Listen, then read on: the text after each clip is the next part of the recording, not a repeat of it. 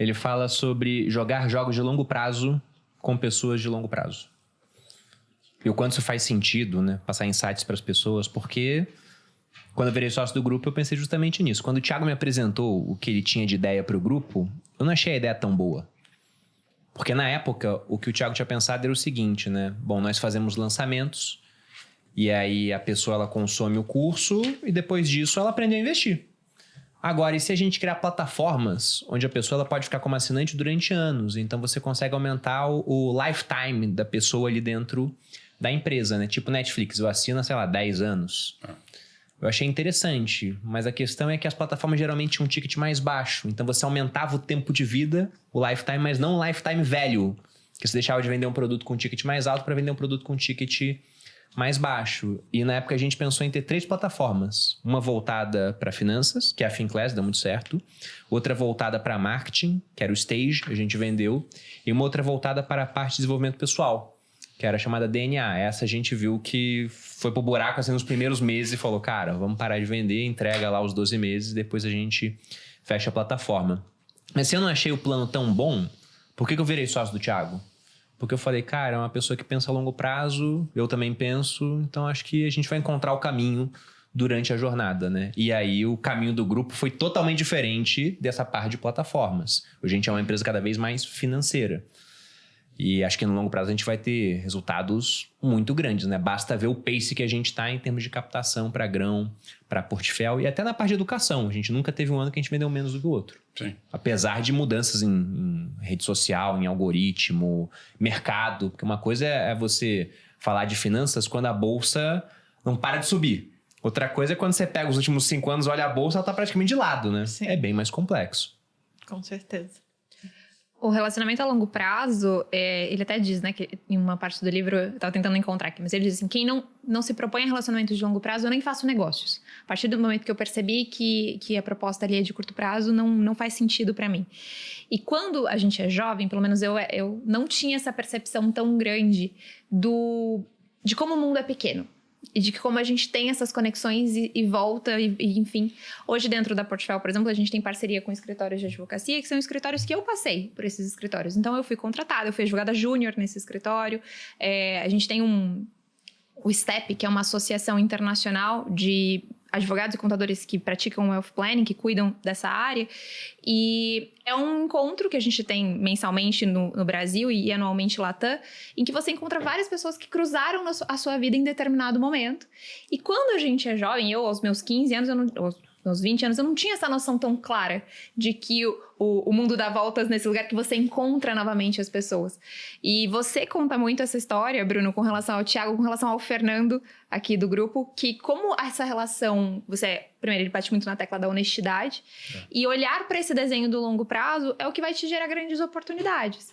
Então, eu vi isso o meu marido recentemente, ele foi fazer um movimento de expansão da empresa dele, e quem entrou nesse movimento junto com ele foi o pessoal que se formou na faculdade com ele, que fez ensino médio com ele.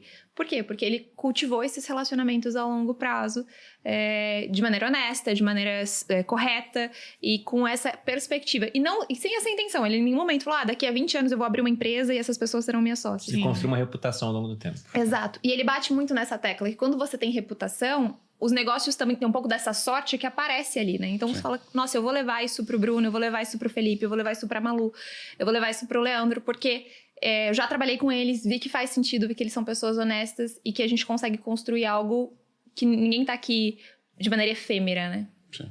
O Niemeyer fala isso, né? Ou falava, pelo menos, né? Que a escolha do sócio dele... Por que escolheu sócio? Capacidade técnica, outra coisa. Se fosse óbvio que o técnico importa muito, mas é um ponto que o Perin fala muito também sobre agradabilidade. Relacionamento. Se você quer ter um relacionamento de 60 anos com essa pessoa, quando você monta uma sociedade, pelo menos você pensa em ficar no muito longo prazo. Uma das coisas mais importantes é ser agradável. Porque imagina você trabalhar todo santo dia com uma pessoa que é chata. Aquela pessoa inconveniente, chamar pra jantar, só reclama. Então, essas coisas são bem ruins, né? E no caso da Portfólio é muito similar, assim. Portfólio foi fundada, eu convidei o Lui, que é meu amigo desde 12 anos de idade, e fez o colégio comigo, fez a faculdade de engenharia comigo, e também o Vitor, que também é engenheiro e fez a faculdade toda comigo. Então, a questão de honestidade, Porque a honestidade é uma coisa que você consegue metrificar, de certa forma, nos outros ao longo do tempo. Assim que você conhece uma pessoa, você não sabe da honestidade dela. Sim. Então, o relacionamento de longo prazo ele é importante para saber se a pessoa é agradável, se ela é honesta, se ela tem valores alinhados com os seus. Então, faz todo sentido isso, né? Você sabe que no mundo militar é muito claro isso pra gente, porque no exército a sua carreira é construída através dos relacionamentos também. Você sabe que você vai encontrar alguém daqui a pouco que serviu, no caso, né? Eu não servi, mas eu era filha de militar e era assim, alguém... Tinha um peixe, né, que chama. No exército tem uma gíria. Tinha um peixe lá, era uma pessoa lá que puxou você daqui Surgiu uma vaga, e aí já consegue separar a vaga pra alguém. E no final das contas era sobre relacionamento, era sobre você ser agradável o suficiente, competente o suficiente durante aquele período para que aquelas outras pessoas gostassem de você e você pudesse ser benquisto. E no mundo do exército, o mundo é um ovo, né? Apesar de ser muita gente, a gente sempre tem alguém que conhece alguém e que puxou alguém, que vai te ajudar e que vai ter algum tipo de contato. E na vida é assim também, no final das contas, né? Aqui em São Paulo, a gente...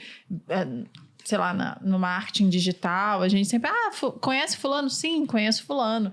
Então, os relacionamentos, no final das contas, são essenciais e a gente deveria investir mais neles. Até um comandante que eu tive, ele falava, você é muito bom, mas você não vai ser general porque você não bebe uísque e não fuma charuto. Porque ele falou, é nessa hora, cara, nesses coquetéis, né, o pessoal lá bebendo, conversando, que as ligações são forjadas.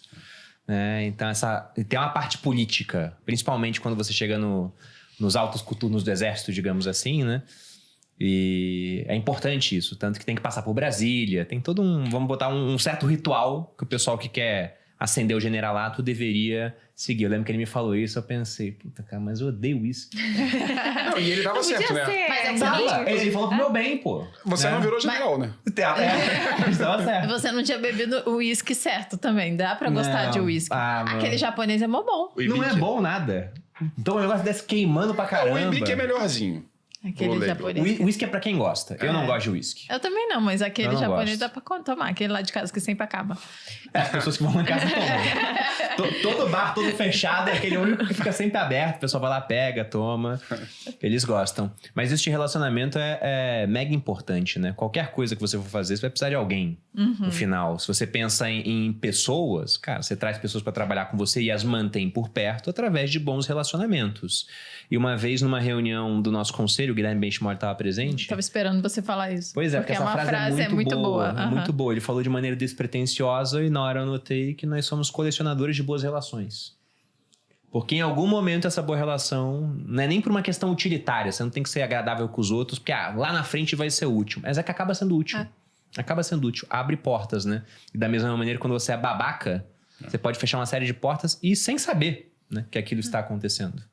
Eu tive um chefe que aconteceu a Brazilian Week, né? Agora em Nova York e tudo mais. E esses eventos ele sempre frequentou. E eu virava pra ele, eu lembro que uma vez eu falei assim, e a palestra que eu vi de fulano de tal que teve num outro evento? Ele olhou pra minha cara e ele falou, Giovana, os negócios não surgem. O melhor momento desses eventos não são nessas palestras. Muito legal, a gente escuta o que está acontecendo e conversa, mas são nos eventos. O que acontece depois? É a hora que senta para tomar o uísque e fumar o charuto. Sim. Porque é ali onde também as pessoas desabotoam o paletó. A hora que elas sentam de maneira mais confortável, em que elas mostram... strippers. É bem mais relaxante essa hora. Mas que elas mostram também os seus valores. Porque às vezes em cima do palco é muito mais fácil da gente ter uma postura ensaiada e tudo mais. E na conversa ali que você mostra os seus valores. E ele bate muito nessa tecla também, emendando num outro capítulo, que ele menciona essa questão dos valores, da importância da gente se relacionar. E a importância de escolher uma boa pessoa para estar do teu lado. Né? Ele menciona isso, que são as três preocupações que a gente precisa ter, né? 3 decisões. Com quem a gente vai se casar, com quem a gente vai viver, onde nós vamos morar e o negócio que a gente... Só o melhor juízo, o negócio que a gente vai criar. Justamente porque relacionamento é tudo. Então...